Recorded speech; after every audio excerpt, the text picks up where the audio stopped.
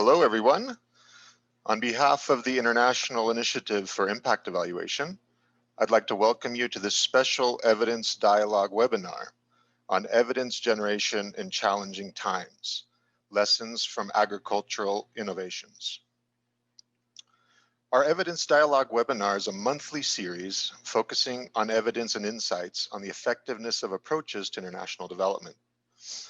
These series touches on a new subject each month and brings together some of the most experienced voices in the development community to discuss the role and importance of evidence in decision-making. We hope that our series will allow for engagement within the development community and beyond. We invite you to participate in the discussion and hope you will enjoy listening in.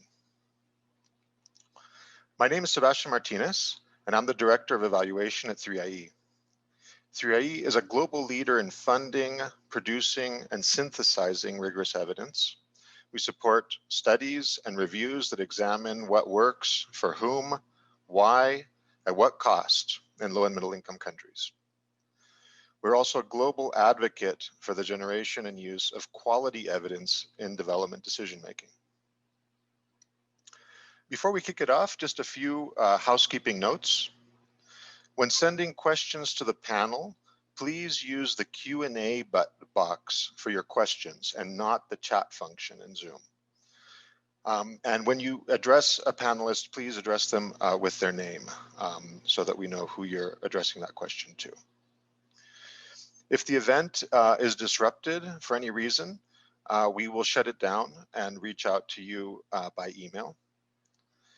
And a note that this event is also being live streamed on YouTube and will be shared on social media. So if you are joining the event via live stream, please leave all of your questions in the comment box. Also, we greatly encourage you to tweet questions, points of view using Twitter. Please tag at 3IE News. That's at 3IE News while you tweet, and use the hashtag evidence dialogues, all one word, hashtag evidence dialogues. Okay, so before introducing our distinguished panelists, I just want to say a few words about our motivation for bringing this panel together. 3IE's Agriculture Innovations Thematic Window began in 2013 with generous support from DFID and the Bill and Melinda Gates Foundation. The window has supported 13 impact evaluations and 1 formative evaluation. And there's been a really rich set of policy relevant findings emerging from this body of work. So today we're eager to hear about the findings that are emerging and how these are contributing to the literature and to the policy dialogue more broadly. Furthermore, we'll learn from some ingenious examples of course corrections when researchers are required to adjust research designs due to changing circumstances.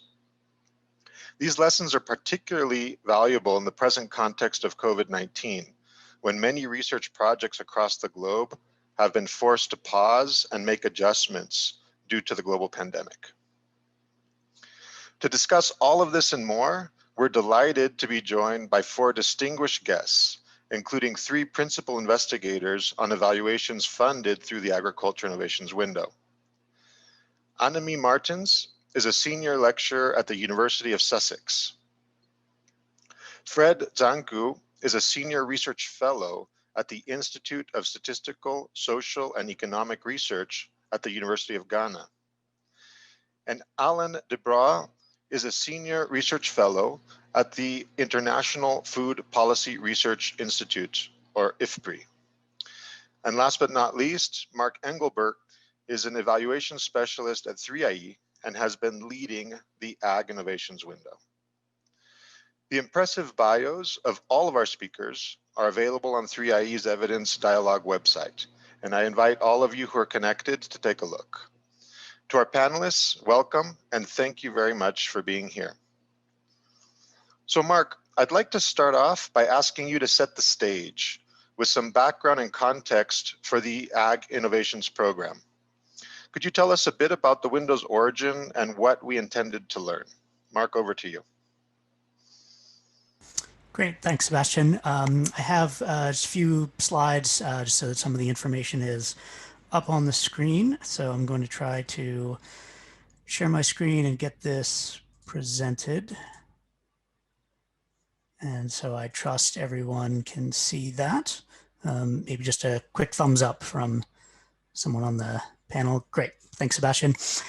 Good. So, yeah, like Sebastian said, I'm the program manager for the Agricultural Innovations Evidence Program. So this is just to give a little bit of background about the program as a whole. And then, of course, our other speakers will give more details about exactly what went on in their studies, as Sebastian described. But first of all, just to give a little bit of information about the motivations and kind of the driving questions and thoughts behind taking on this evidence program in the first place. So as a lot of the audience is probably familiar, a lot of the population in many low and middle income countries is working in agriculture and subsistence agriculture in particular. And farmers in these contexts face a number of challenges. Some of the most prominent ones and the ones that we were most concerned about with this evidence program were just low agricultural productivity, just lower than what the kind of productivity that farmers' land should support. Inadequate access to markets. So even when farmers are able to produce, they're not always able to sell their products at good prices. And this obviously ties in with poor food security to the extent that farmers are growing food for their families and their communities, that low productivity and inadequate market access obviously feed into that.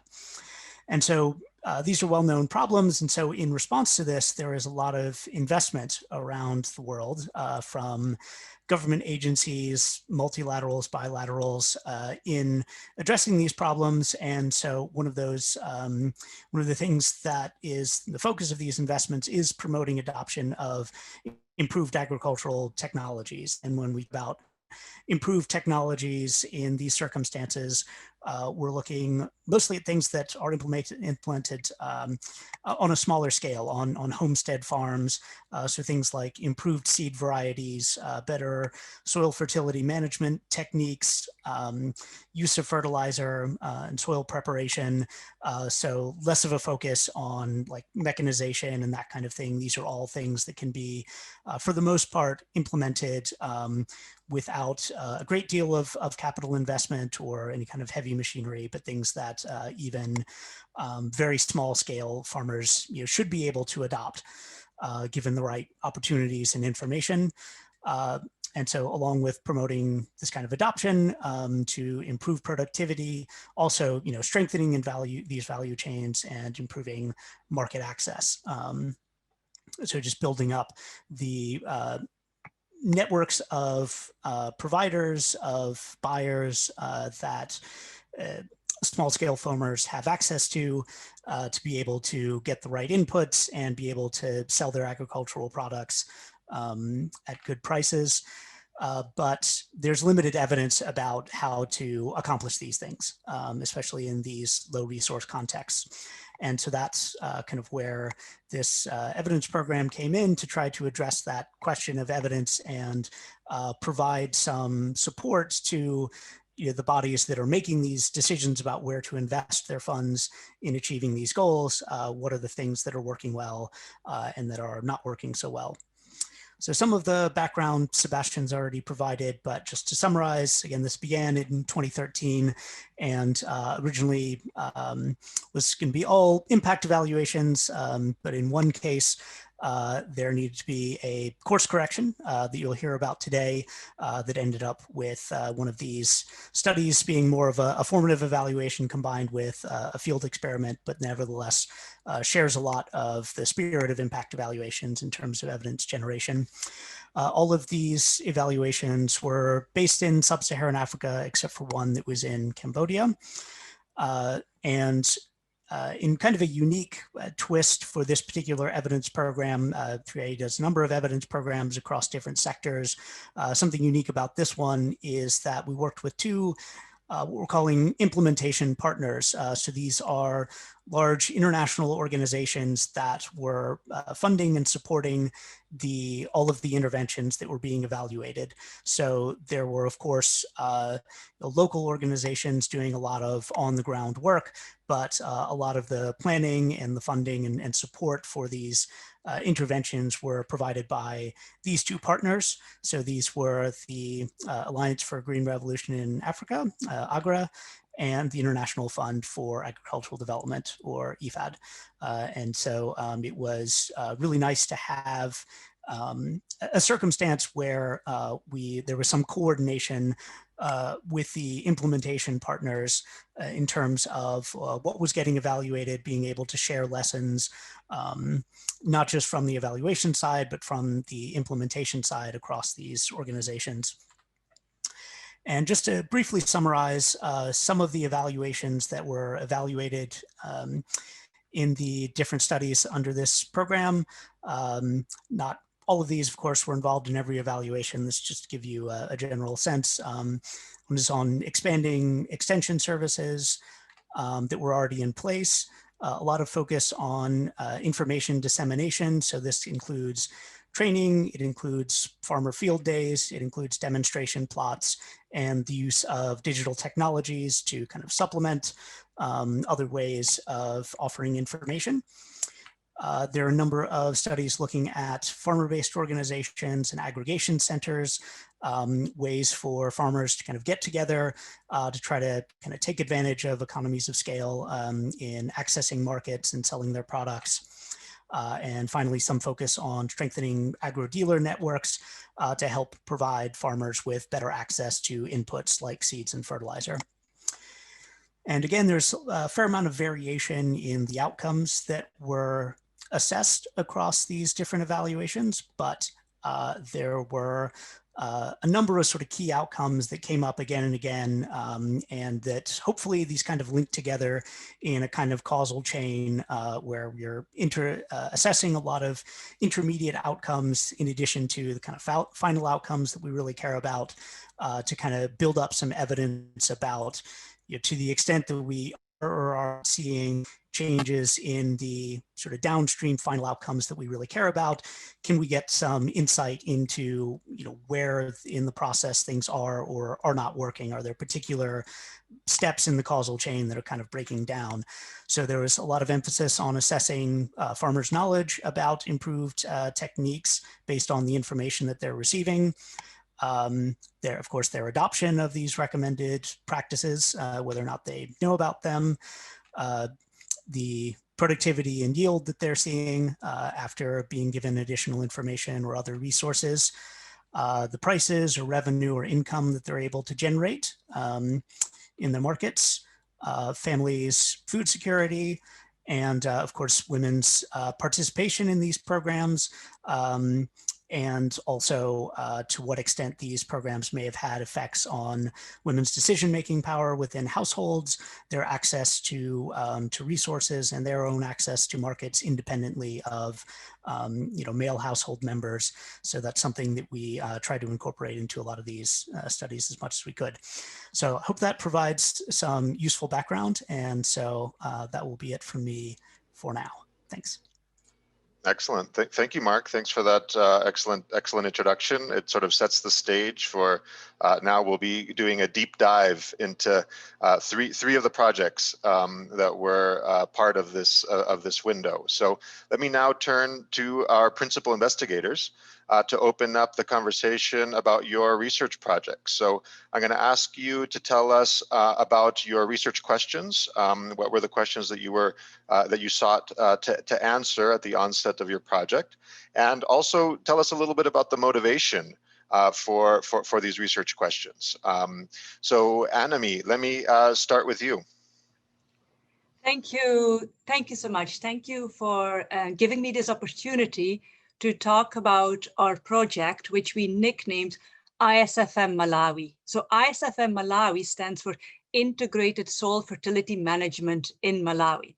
Now, this project was a team effort, and I'd like to recognize all my team members. So Wezi Mango at Bunda College, the late Professor Efren Shinwa, at University of Malawi, Cheryl Palm at University of Florida, Chris Barrett at Cornell University, and Hope Michelson at the University of Illinois. Now, when reflecting on the research questions of our project, we have to first recognize our partner in the field. So our partner in the field was already working in Malawi with smallholder farmers. And at the time when we started this project in 2013, they were doing a farmer extension program. And at the time, they were quite keen on expanding this farmer extension program, so implementing more demonstration plots and more farmer field days. And so what they were wondering about the effects of these kind of programs on the farmers' behavior and also on the farmers' outcomes. At the same time, they were also interested in expanding their marketing program, so connecting the farmers to the markets. And one particular idea they had in mind was a warehouse receipt system, so where farmers could bring their produce to and could be immediately paid, knowing that their produce was actually being stored quite safely. And they were also wondering about this program as well, so that if we introduce it, what would be the effect be on farmers' behavior and outcomes? So, and as such, our program was not a usual research program in which researchers come up with an idea and then think about a way of implementing it. No, ours was the other way around. Our implementing partner came up with the ideas and we kind of just ran with it in a way. We said, okay, these are your ideas and your questions become our questions. Now, these questions are also interesting from a research point of view. At the time, this was in 2013, we had already a fair bit of information there in the literature. So we knew a fair bit about smallholder farmers' marketing strategies. We knew quite a bit about farmers' learning and farmers. So where we could see our contribution was mostly because of the nature of the technology we studied. We studied adoption of integrated soil fertility management practices. This is not just one technology, but rather a basket of technologies. So this can become fairly complex for farmers to learn. And on these types of technologies, we had significantly less evidence. So we could see ourselves contributing to the literature in that regard. And then secondly, because our partner organization was interested in extension as well as marketing, we could see that we could contribute to the literature as to how do these two interact with each other? What happened when you resolve only one constraint, but do not touch the other constraint? And what happens if you resolve both of these constraints together? So this is how we could see ourselves contributing to the literature at a time. Thank you. Great, Annemie, that's extremely interesting. So now let me turn it over to Fred. So Fred, if you could tell us a bit about your research questions and the motivation behind them. All right, thank you very much for the opportunity again. And like Annemie, let me also highlight that this was a collaborative effort between researchers here at ISSER, Robert Osei, Isaac Osei-Akoto, and then our research partner in Mali. This project was based in the Sikasso region of Mali, which is in southern Mali. And our research partner there was great Professor Koulibaly from the university in Bamako. And then also we worked very closely with the implementing partner, and very much like Annemie said, so our research questions kind of went through a lot of modifications, and the main reason being that the implementing partner in Mali were the ones that came out with their theory of change and what they wanted to do, presented, a proposal to AGRA, who then decided to fund the project. But of course, their questions also resonated with our own interest in the research, because, we've been studying a lot about farmers' adoption of technologies and how these impact on their output or yields. But here is a program that is not just looking at the adoption of input and output, but also markets. All right. So mainly the questions here were, first of all, how we could reduce post-harvest losses. And here, our interest was in both quality and quantity losses, and how does this reductions then help farmers to gain access to what we generally call higher niche markets who have emphasis on quality, like the WFP, and how then does this access to markets translate into better prices and higher incomes for farmers, and also improve their livelihood. So looking both at the post-harvest side, but translating into marketing, how are these linked? How are these then linked into prices that farmers receive? And how does this improve their outcomes in terms of both incomes and food security? And these were important because there were not too many pieces of research that link all these strands together. And so our question was, does relaxing the constraints that farmers faced in the harvest and post-harvest end translate into improvements in both quality and quantity of their output, and whether or not this translates into better prices? Do markets pay attention to this quality improvements in terms of, will we see it in terms of prices that people are willing to pay for these outputs? And does this translate then into their better incomes and food security? So basically, these were the things we looked at. Excellent. Thank you, Fred. Now, Alan, over to you to tell us about your project. Sure. Thanks, Sebastian. I realized while Mark was talking that there was a little bit of, I was actually involved in two different projects. One was that formative evaluation in Ghana, and one was an impact evaluation in Cambodia. Both of them were through IFAD-funded projects rather than AGRA-funded projects, which the window either had IFAD or AGRA-funded projects. In IFAD-funded projects, the government is the implementing agent, and that makes for a whole different set of issues relative to working with an NGO, say, implementing partner. I'm going to mostly focus on the Cambodia project because that's what I thought through. And in that one, we were interested in testing innovative models of extension, and Cambodia's ISSER program was the name of our proposal. And our research questions relate to the fact that agricultural extension is expensive and the evidence on its effectiveness is mixed, as people involved with 3IE know. So we had two hypotheses we wanted to test, and one of those was whether extension workers have the right incentive structure. Essentially, the worry is that when extension workers leave their offices, they're spatially dispersed and they're really hard to monitor at that point.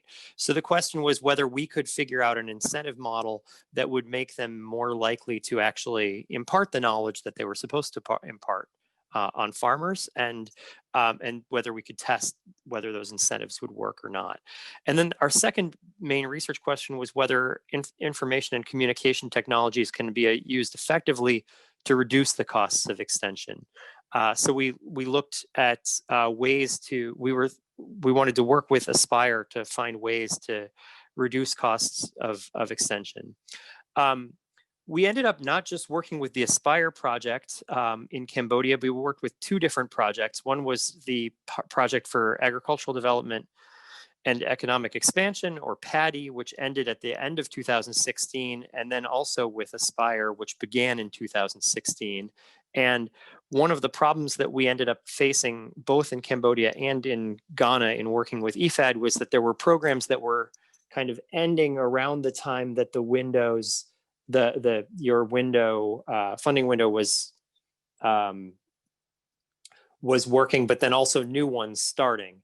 And those new ones always have new administrations and whatnot. And so we had to figure out ways to work with that. And I'm going to stop there for now because I'm going to have an opportunity to talk more about this later.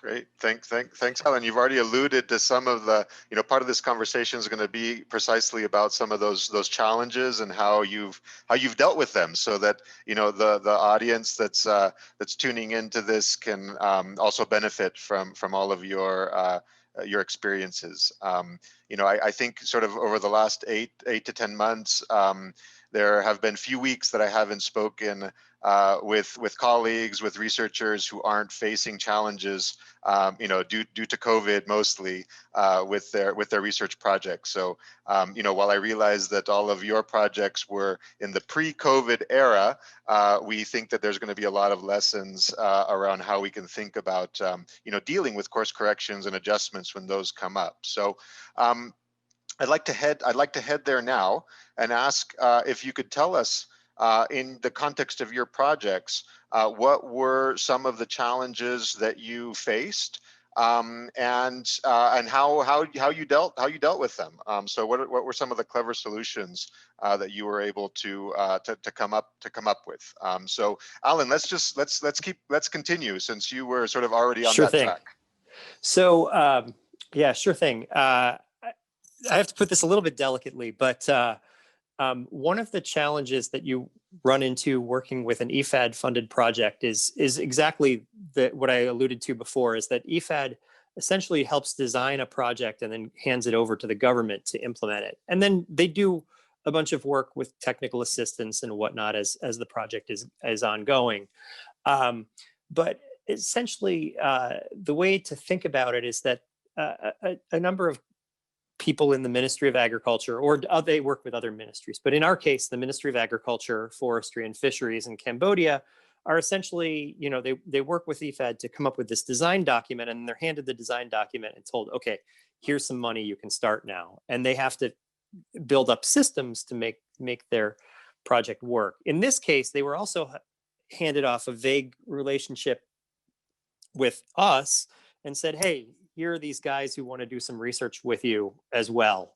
And so we had to ingratiate ourselves with the government officials in the Ministry of Agriculture, which it took me 2 visits to really figure out, to make them take me seriously.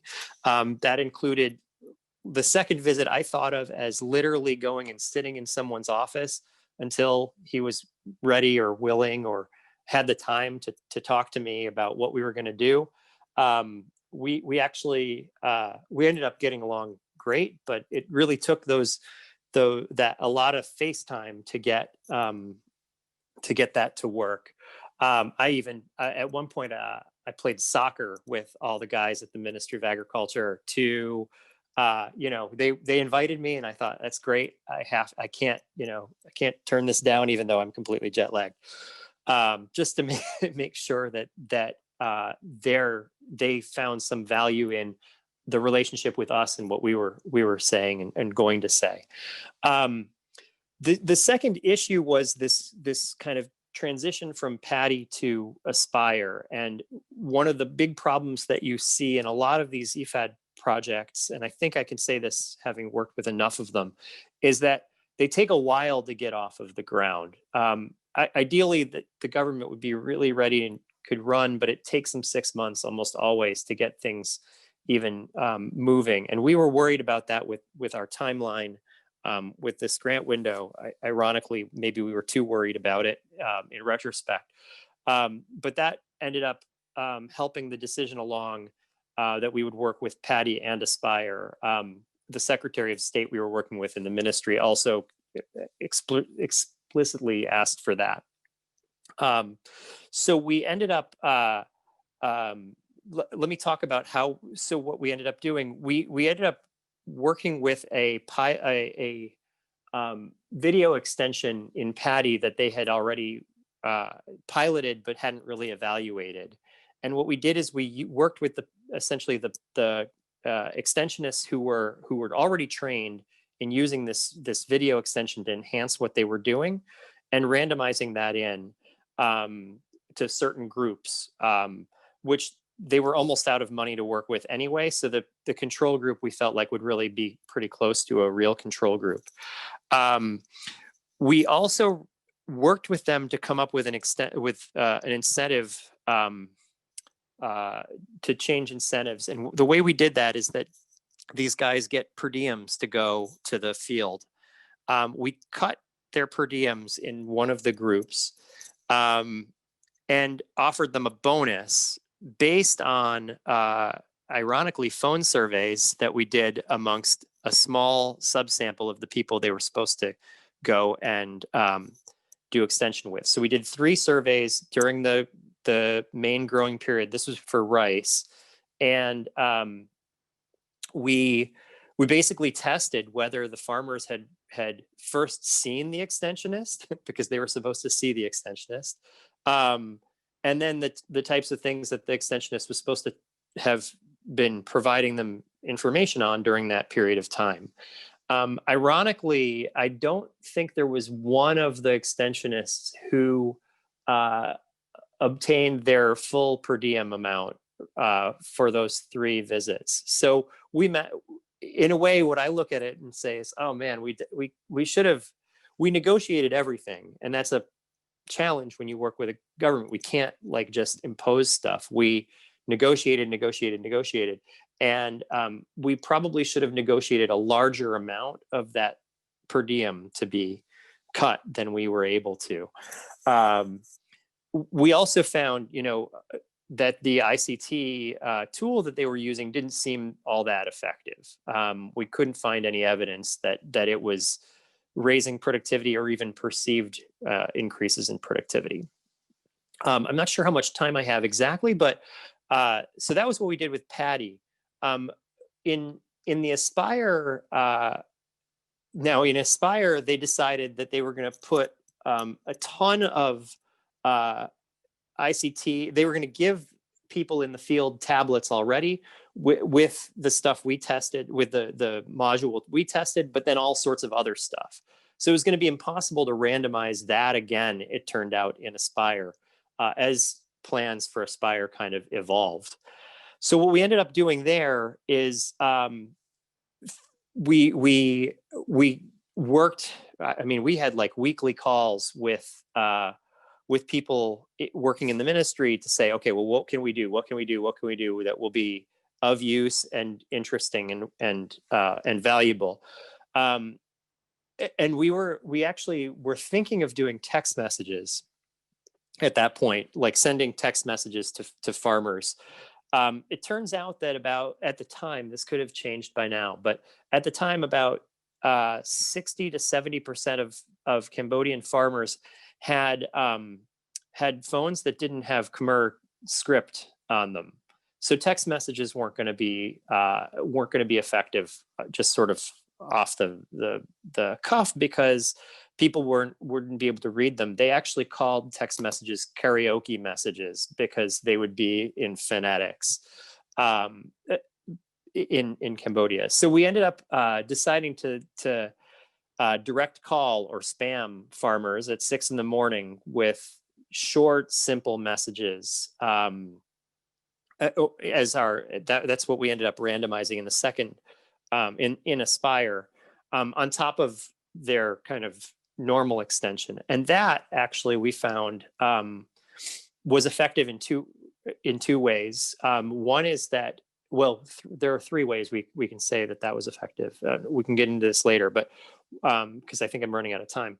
One is that they listened to the entire message. 70% of our messages were listened to throughout. They were 1 to 2 minutes long. 2, farmers perceived that they made them more productive. They didn't actually, according to our measures, they didn't actually make them more productive. But as long as people perceive they're being made more productive, there's likely something there. And we did find increases in knowledge as well. So I'm going to stop there again and let things go. But we ended up having to make a lot of course corrections as a result of the way that things were evolving there.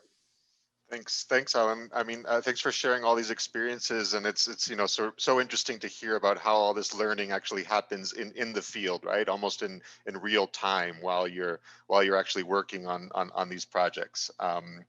So Annemie, let me now turn over to you to talk to us about some of the challenges and course corrections that you experienced in your project. Thank you, Sebastian. So I think like Alan, we also had many challenges, maybe not along the same lines. We did not have to play soccer with anybody. But we did also have many challenges. So our project was a 5-year project. And while we had many challenges, let me highlight just 3 of them, which I think might be helpful for the audience. So the first challenge we had was right at the beginning of our project, where I mentioned before, we were interested in looking at demonstration plots. And as part of our design, we wanted to randomize demonstration plots in a large number of villages and then compare it with a set of villages that did not get the demonstration plots. But very early on in year 1, we realized that our partner agency couldn't actually implement the demonstration plots in that many villages. It wasn't logistically possible. So we had to design and essentially go with a significant smaller set of demonstration plots and no longer a randomized controlled trial design. And so as a response to that challenge, what we did is we took a step back and we realized that randomized controlled trial is just one of the tools that you can use. You can use other tools to establish a control or to establish causality. So we started to expand our survey questions. We started to include more qualitative rounds. We did some lab in the field experiments, essentially all to be able to kind of then establish this set of control villages, which were not established through randomized control trial, but through other more econometric methods. So that was one of the challenges. A second challenge was the weather. So we had a 5-year program and we had particularly, I would say, bad luck with the weather. Now, of course, in an agricultural program, you would expect the weather to matter. Of course, by definition, it's going to matter. In our case, there were 3 out of 5 years where the weather was particularly bad in the sense that the rain started 2 months later than it was supposed to start. There were periods of drought, there were periods of flooding. This impacted our research in the sense that we could not get to the field at some points because of the floods. And for instance, we were trying to collect soil data, but the soil was too waterlogged to even dig a hole and collect the soil data. So we had to adjust, of course, our data collection method and our timeline. But the other thing we had to do is, of course, we realized that this weather and these weather events would affect our farmers directly. Their behavior would change as well. And the effectiveness of the program that we wanted to look at would be affected as well. So external validity of our research would be at stake. And so to deal with that, we realized we had to dramatically expand our collection of weather data. Now, we had no budget for the weather data. So what we did is we trained our farmers to collect the weather data. So we kind of used the citizen science approach. And this was actually extremely well received and they greatly enjoyed it. So we trained our farmers to collect weather data. And we also collected weather data from satellite stations, from satellite data. So this was also a useful alternative for us. Now, as a third example, and this will probably also be an example which is quite recognizable for those of you working on impact evaluation. This was happening towards the end of our 5 years. This was when we were looking at a marketing component of the program that we wanted to evaluate. When that program was being introduced, this was the marketing component. So this was the warehouse receipt system. We realized that the uptake of that program was fairly low.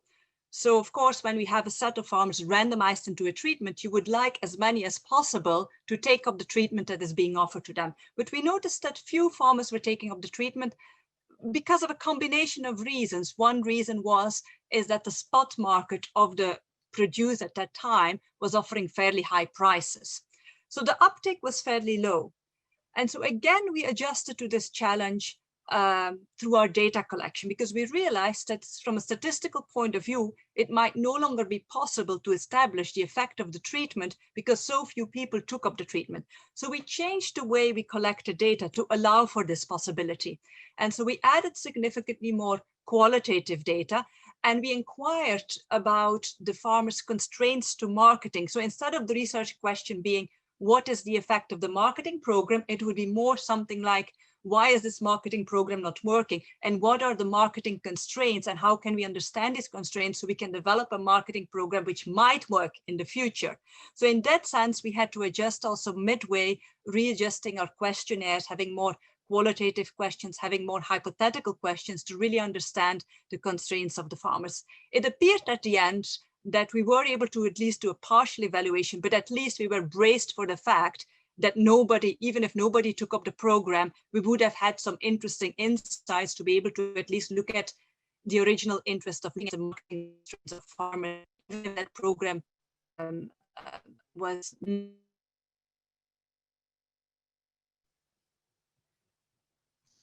Great, thank you, Annemie. I love these examples of the types of unforeseen, circumstances that come up when one is doing field experiments, and also how you and your colleagues and the team, thought about creative solutions to overcome them. So those are really useful examples. So Fred, how about your project? What were some of the unforeseen circumstances that you faced in the field, and what were the creative solutions that you came up with?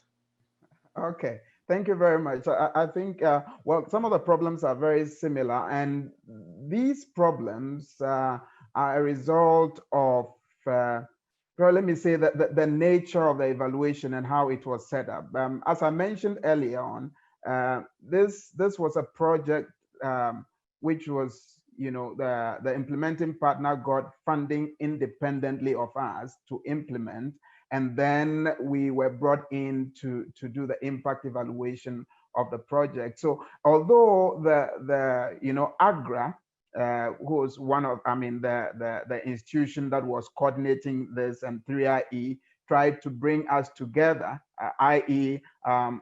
Us, the researchers and the implementers, to find solutions as to how to evaluate. It began very well in that the initial introductions were done when the implementing agency had not yet received the funds from IFPRI and IFPRI, and therefore our initial interactions were, our plans. It seemed that everything was going to go well.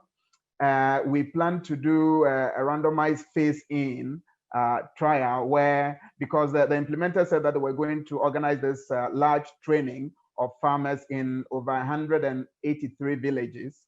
So we had enough villages to randomize into our 3 experimental arms, but we proposed to do a randomized phase-in order to be able to evaluate the impact of training, apart from also evaluating the impact of the marketing indicators that we had.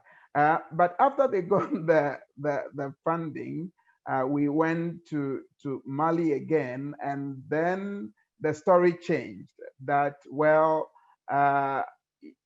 they couldn't allow us to do the phase-in approach because they didn't know how they were going to explain to some of the villages to delay the time for their training, and therefore they were going to do the training in all the villages at almost the same time.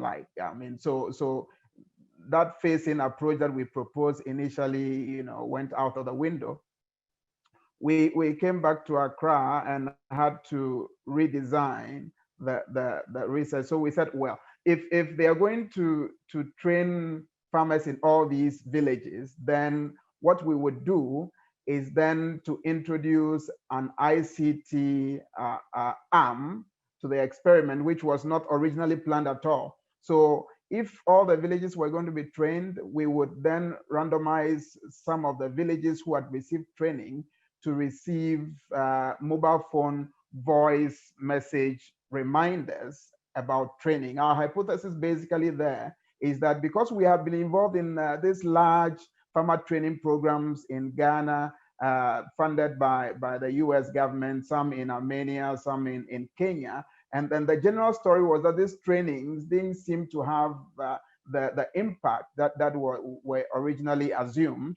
And so we said, well, One of the reasons for this could be that the problem of procrastination and inattention, and therefore, if we redesign our experiment to send farmers reminders about specific training modules at specific times when they needed to make use of that information, that would make a difference. Okay, so basically, although this was not planned initially, it offered an opportunity to think about how to redesign the experiment and to add on this reminders experiment.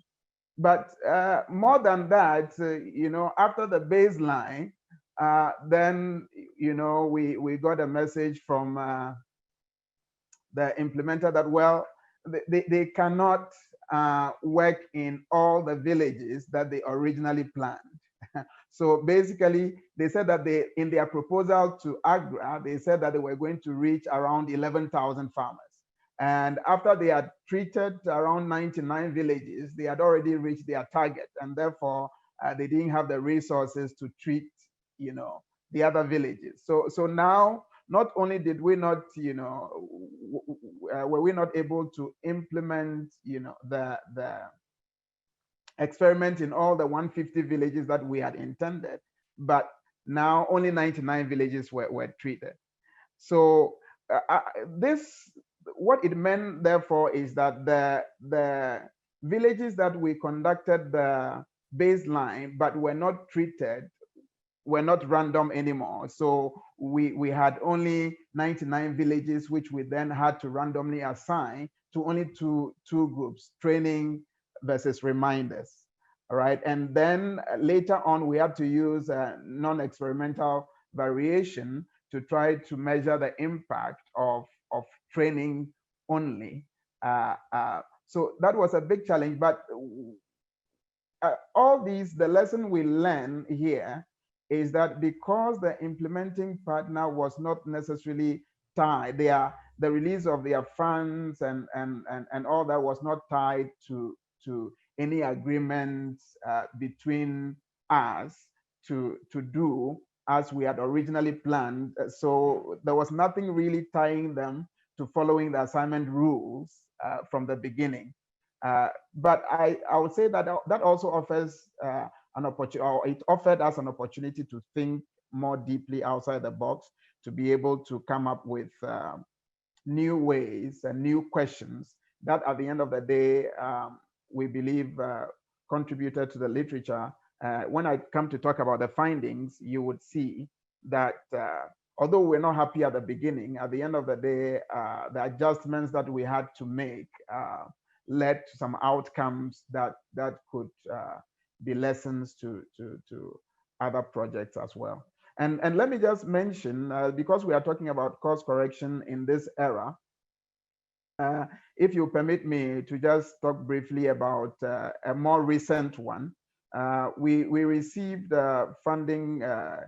There's this consortium called Agricultural Policy Research in Africa project that has funding from DFID to implement agricultural-based projects in about 4 to 5 African countries. And when COVID-19 came in, we had just finished our baseline surveys. Fortunately, Ghana were able to do the second survey, but most of our countries, we couldn't do the second round of survey. And very quickly, again, we had to adjust our plans to then bring in COVID-19 studies about how COVID-19 was having an effect or an impact on some of the indicators that we had originally planned to evaluate. And thankfully, the donor DFID agreed, and now we've carried out these studies in about 4 countries and with a panel in these countries every month to 2 months in most of these countries. So these are some of the ways that you would have to think outside the box and think about how to adjust your studies to still be able to learn something about what works or what does not and why. So I'll stop here.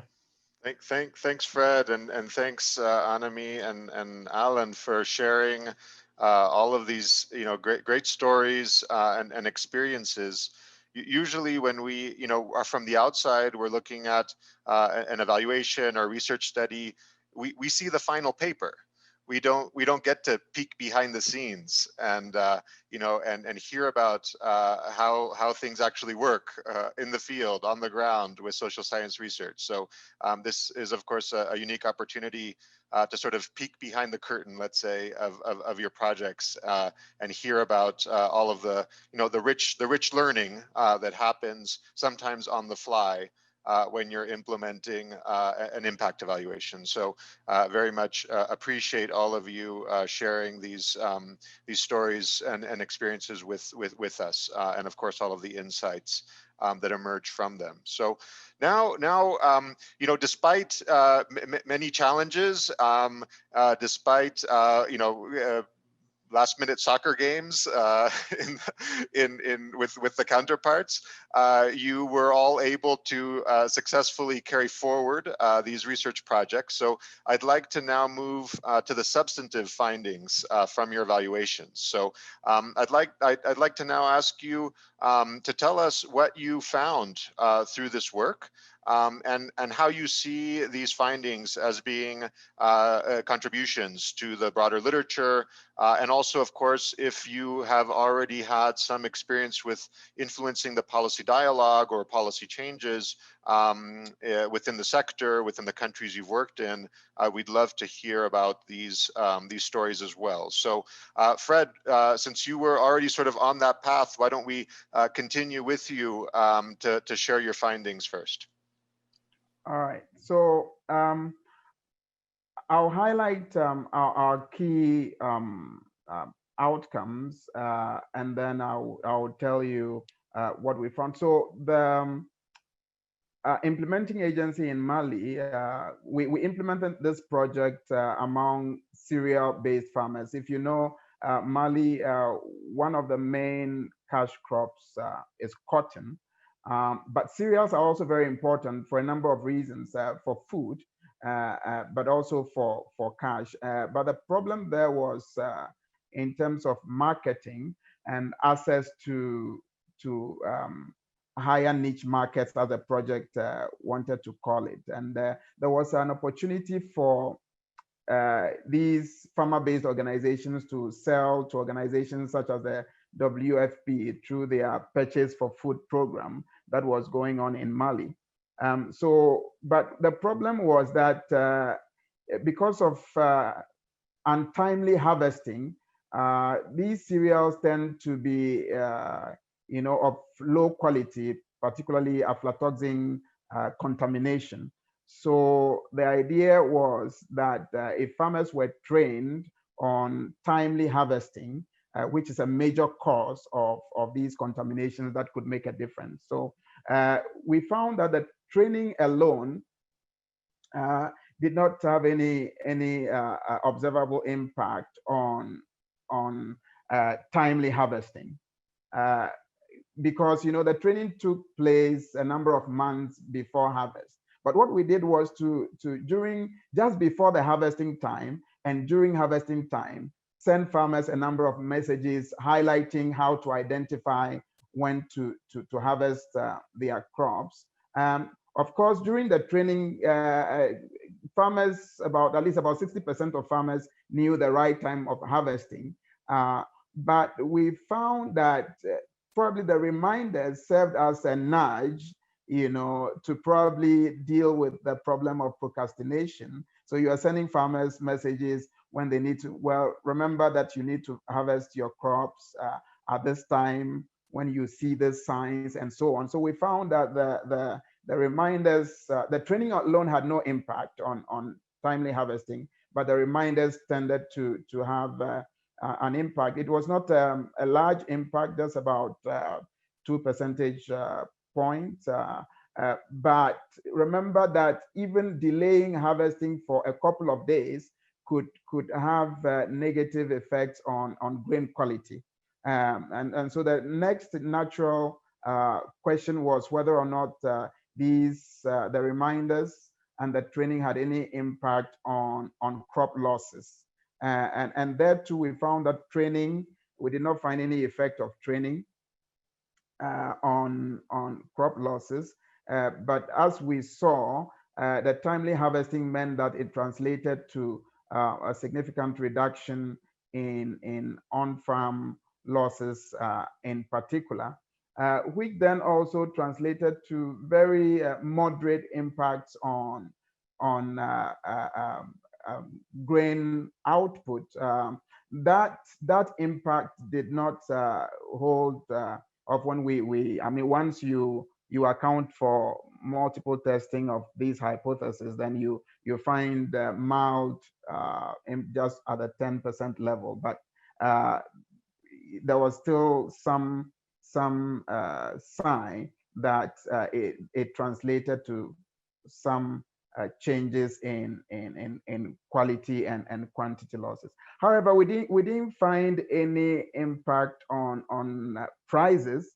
You remember that our hypothesis was that if farmers sold through aggregation centers, which was just bringing farmers together, sell through aggregation centers, they have pre-harvest contracts, and therefore they would the prices that were promised at aggregation centers were generally expected to be higher. The project implementation report, had a lot of testimonies about farmers saying that they received better prices through the aggregation centers. However, in our sample, we didn't find that the testimonies in the implementation report did not necessarily reflect in our data. That is, we did not find any impact on prices that farmers received. Well, there was about a $2 to $3 difference, but that was not statistically significant. And also, we did not find any impact on sales, but that we realized that was an issue of the timing of the survey, because a lot of the grains were still in storage. And therefore, probably a third round of survey, or if we had delayed probably the timing of the survey to make room for, when grains would have been sold, a lot of the grains would have been sold, probably, who knows. But the timing of the survey was part of the reason we felt that we didn't see any impact on volumes of sales. And also the difference was so small that we didn't have enough statistical power to detect those small, differences in terms of sales. So the main contribution here, I would say that given our experience of observing very little or no impact of training, but seeing that the reminders sending during the time that farmers need to implement the recommendations, our conjecture here is that the reminders tended to mitigate the problems of inattention, the problems of procrastination, and therefore training alone, as we've seen across many other studies, may not have impact on certain indicators, but this voice reminders, timely voice reminders, tend to make a difference. So those are our key findings that I would like to highlight. Excellent, Fred. That's all extremely interesting. And thank you for for sharing with us sort of all the findings, the positive effects, the null effects. I mean, this is, I think, quite typical, right, of evaluation work, is that we see sort of a range of different effects, and understanding why those effects manifest or not. And so I think you and the team have done a very nice job of looking into those driving channels, or mechanisms.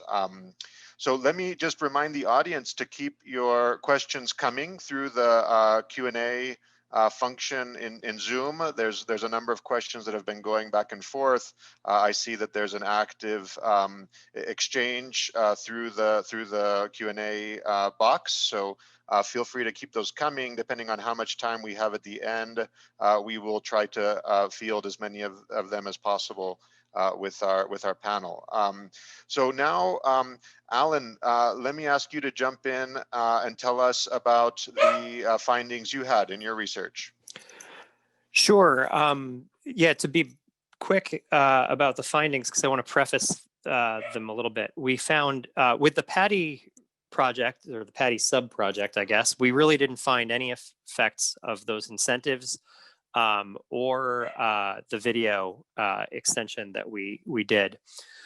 Recall, so one thing we did in both of the projects is that we really were comparing what we were doing to business as usual in the RCTs rather than having a pure control group, because it made it both more palatable to kind of work with a government program, but also feasible. Let's put it that way. With ISSER, I want to preface a little bit about the way that policy thinking was going. So one way that policy thinking was going was that farmers needed more personalized contact with extension, and so the idea that IFAD was pushing at the time in Cambodia, but also to some extent the government had in mind, was that they really wanted to have like essentially an interactive voice number that people could call, and at some point get an extensionist on the line, and then somehow the farmer would pay for the time of the extensionist that they'd get on the phone through this interactive voice response, IVR system. What we showed in our research was that there's actually quite a bit of demand for simple messages, as simple homogenized timed messages, similar to what Fred was just saying for Mali, that the timing of messages can be really important. This was more during the production rather than marketing phase, but the messages we sent were on rice, were on vegetables, and were on chicken rearing as well, because chickens are becoming big business in Cambodia at the moment. And what we also found was that, and so the way we went about developing our message was really important, because they're now still being used by the program in their IVR system.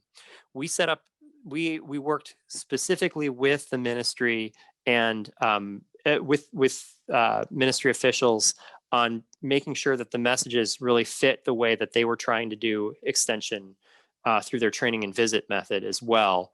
So these were 1 to 2 minutes long. They were short. You could listen to them quite well. They came in on your phone whether you wanted them or not, and then you could turn them off if you didn't want to listen to them. But then we had data that you turned them off, and very few people did, because they appeared to want to listen to them. And it was cheap. I mean, that's the other thing is that this was a really relatively cheap way of getting more information into people. So I actually worked pretty hard for a while to try to do a push versus pull type of follow-up survey. We didn't have money through this window anymore, but I looked for money to try to do a test of doing something like what we were doing, a push message versus a pull message.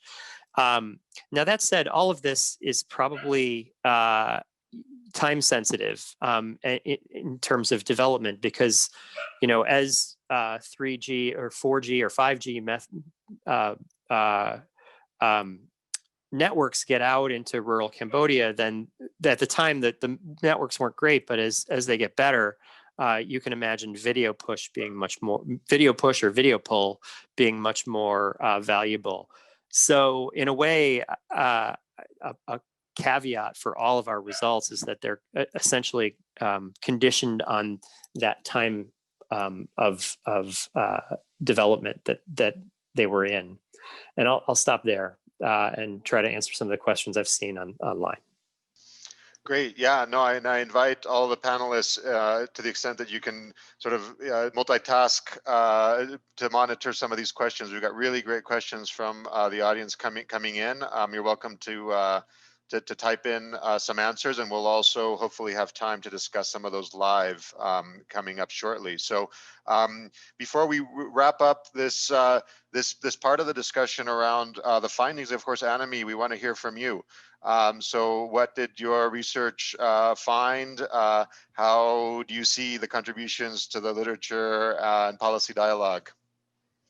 Right. Thank you, Sebastian. I'll try to be brief to make sure we have enough time for questions at the end. So let me focus on an important component of our program that we were evaluating, the extension component.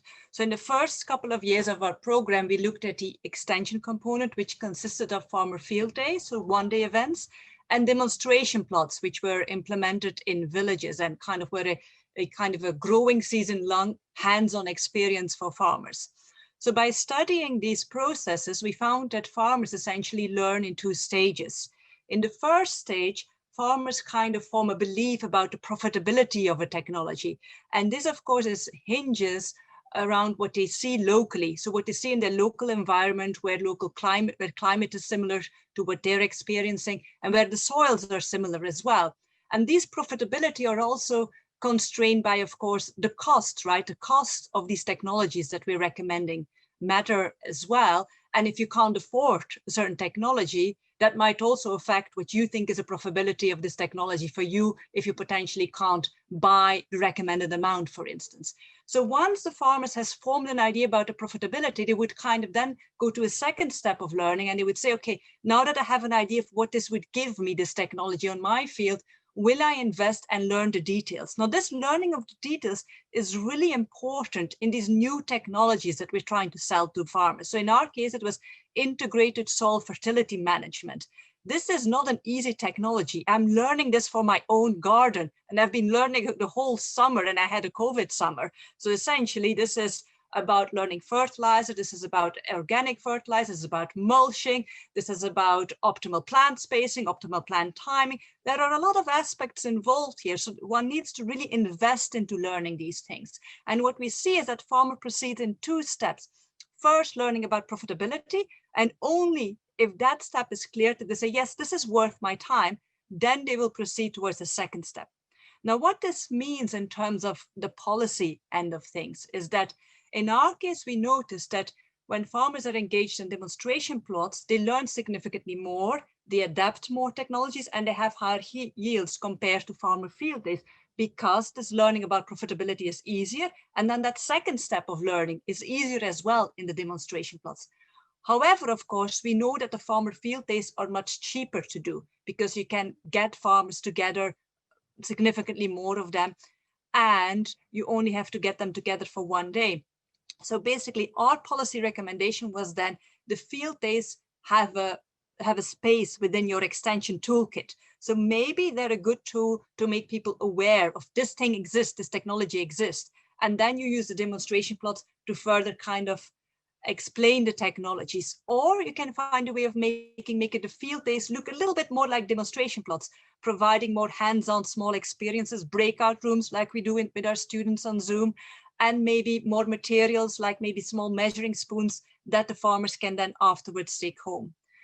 So in terms of our policy influence on this, of course, because we've shared these results quite throughout the project with our implementing partner, they kind of made changes to their projects along the line, which of course then gave us challenges and evaluation, because they changed midway, responding to what we had found already. So we'd already had some immediate impact there, because the implementer partner essentially changed the way they were running their extension program as a response. And we've also had really a wonderful discussion with the local government officials at the different levels. So as most of you probably in the audience will know, is that any kind of government program isn't just implemented by somebody at the top making a decision. It goes through many different layers of the government. It goes to province, district, depending on the country where you're at. So what we try to do in our workshops is we try to include all the levels of the government within our discussion, and we make sure that especially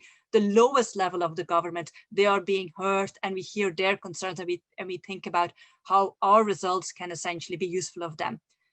The last thing I want to note is, of course, that our project is one of many. In fact, we've seen just one of the many projects in this thematic window, but also other projects outside this thematic window that have been recently published in Agricultural Economics Journal, which seem to be pointing towards a similar story. I think a story is emerging here from these many projects, I would say probably 20 or 30, about the importance of timely, simple, but localized advice that is able to help farmers deal with these very complex technologies that they have to implement now facing climate change in a way. So there are, so it's not just one study, it's a packet of studies that I think is informing policymakers.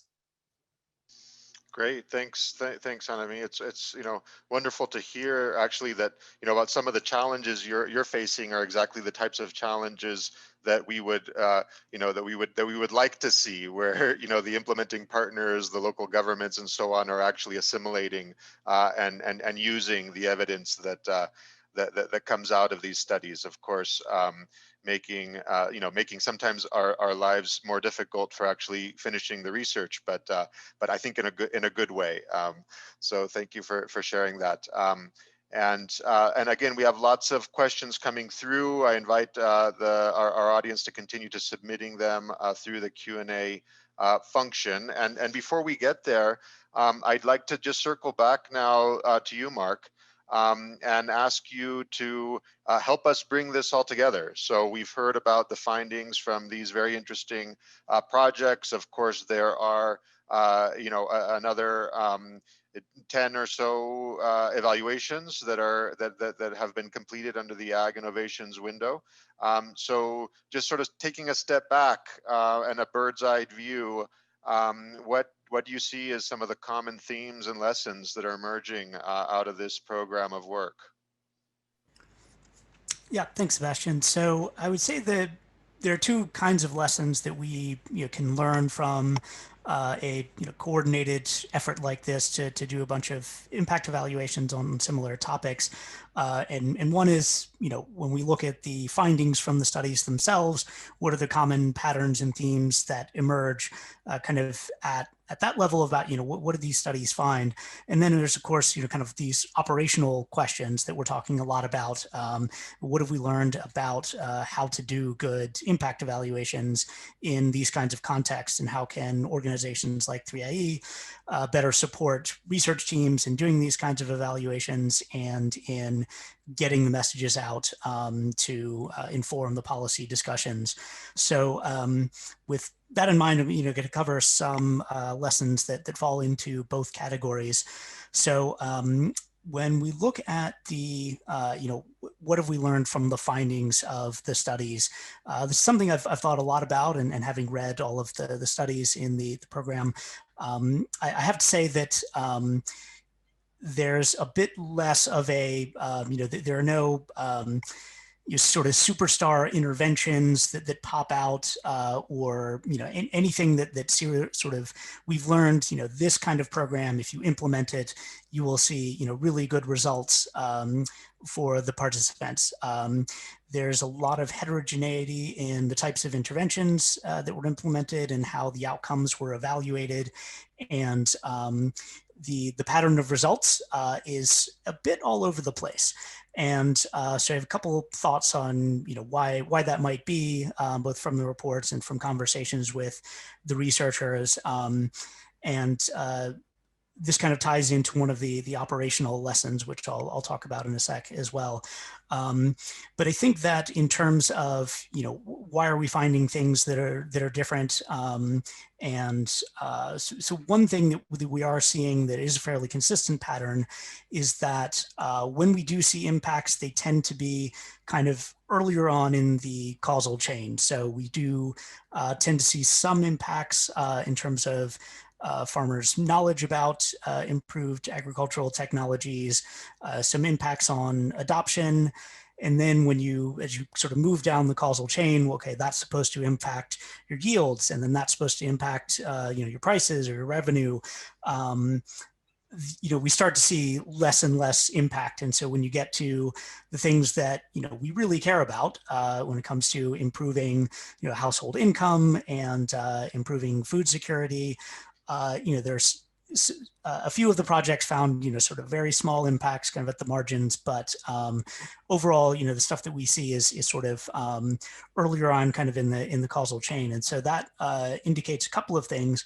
One possibility is that the follow-up periods are just not long enough. Most of these, even though the evidence program from 3AE side has been, ongoing for a while, a lot of that time was doing setup, and there are project implementation delays and that kind of thing. So, kind of 2 max, sort of 3 years from when the implementation begins to when the final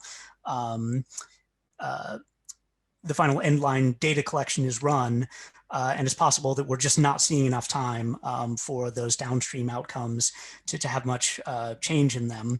And another possibility is that, okay, so we're addressing some of the constraints that farmers face, things like, lack of information, and that kind of thing. But there are other constraints, obviously, that people are facing in terms of their access to credit, and their access to markets in some cases when that was less a focus of the intervention, and so that constraint was not necessarily addressed.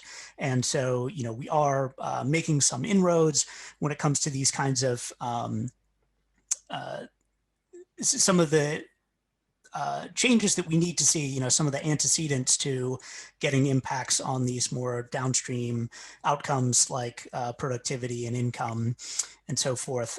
But really, it's a matter of addressing some of these other constraints in addition to information constraints that is going to make a difference to those. However, there are some things that are emerging, even though we're not seeing a ton of impact on those sort of downstream outcomes. One lesson that I think does kind of emerge over and over is about this notion that training and information dissemination activities that rely on, okay, just get everybody together, throw a bunch of information at them, and then send them on their merry ways.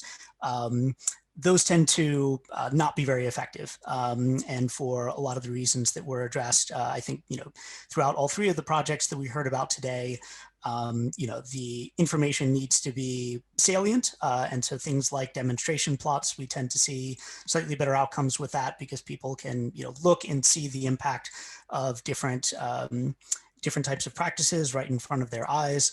And the information needs to be timely and, delivered when people need it, and needs to be reinforced. Just a one-time imparting of information, doesn't tend to stick with people or doesn't seem to have much impact on their behavior, and needs to be delivered in ways that are that people are used to, and so it's there on their mobile phones, which they have with them, and that takes advantage of the efficiency and the low costs that you can get by just sending out information to people's cell phones. It's a one-way transfer of information. It's sort of passive, but at the same time, it's just in time, and it's sort of integrated into people's daily routines. So I think when it comes to imparting information and addressing information constraints, we are learning some things about how to do that effectively. And this kind of ties into a question that someone had sent through in the Q&A about contamination of when you have people who are in control groups who are receiving the intervention, either through information flowing from treatment areas to control areas where the people receiving the intervention are in contact with and passing along information that they're getting through the intervention to people who are in control areas that are not receiving the intervention, or there being confusion about exactly where the implementing agency is and is not implementing the program, according to the evaluation plan.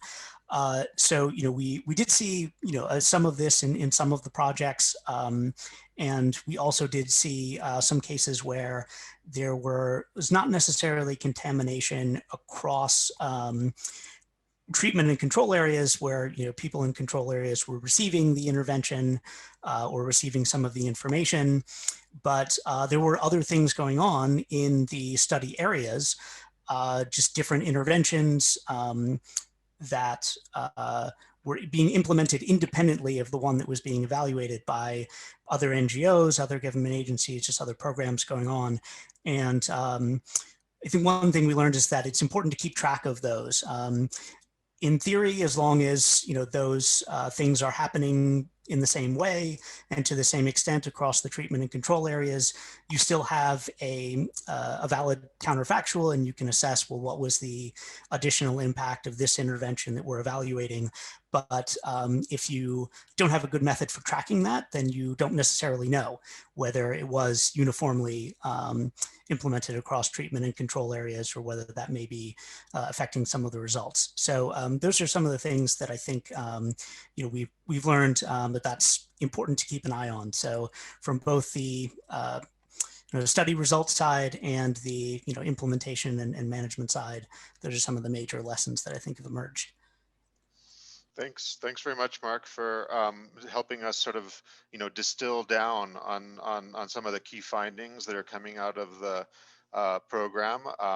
Of course, the fact that there is sort of a heterogeneous set of outcomes is sort of a finding in and of itself, and I think sort of underscores the importance of having rigorous evidence attached to programs and policies, sort of in this continuous cycle of learning and innovating. And so I think many of the projects that were part of this window, the three very interesting evaluations that we heard about today, definitely highlight the importance of having that continuous learning and innovation. Of course, the outcomes that we're trying to affect, they persist, right? They're still there. So finding cost-effective and effective ways to achieve those outcomes, I think at the end of the day is the name of the game. So let's now turn to some of the questions in the last few minutes that we have. And there's lots of really good questions coming through, and unfortunately we'll only have time for a couple of them.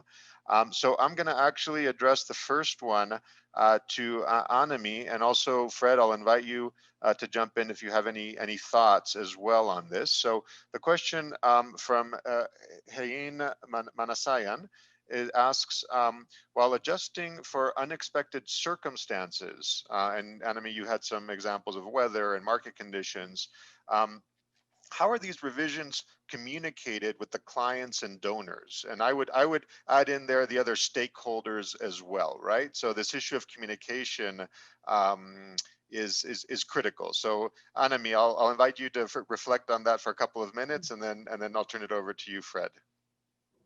Sure. Thank you, Sebastian. I think this question is a really important one, and I would encourage you to think about how you would deal with this thing before you start any type of impact evaluation, because these things will happen.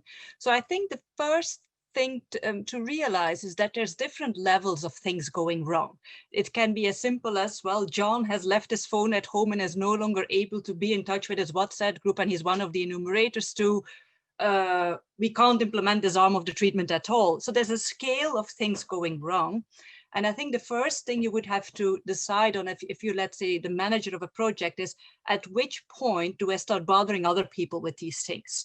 So I think there's a scale of things going wrong, and you have to think about, okay, is this of a serious enough nature that it warrants a joint discussion with first the research team and then the other stakeholders about how we're going to address this issue. So I think that's the first thing one has to consider, because you can't you don't necessarily have to involve everybody for every single thing that goes wrong, because things will go wrong on a daily basis, so to speak. But once you decide that the issue is of a serious enough nature, let's say, I think the first thing that we did is we had a communication within the research team, because we wanted to think about the pros and the cons, where we kind of outline the possible responses. For instance, in the weather response, do we ignore the weather response? Do we cancel particular data collections? Do we still continue, but do we alter the methodology? if we need to change basically the goal of those questions with the research team was just to identify the possible solutions and the pros and the cons of each solution. Once we had those, we broadened it to the rest of the stakeholders. Then we went to the implementer partner and said, these are the issues and these are the possible solutions. As Mark very well knows, we often went back to IIIE as well and said, well, we can't implement it in this way, but we've thought about it and these are the alternatives. Are you guys okay with it?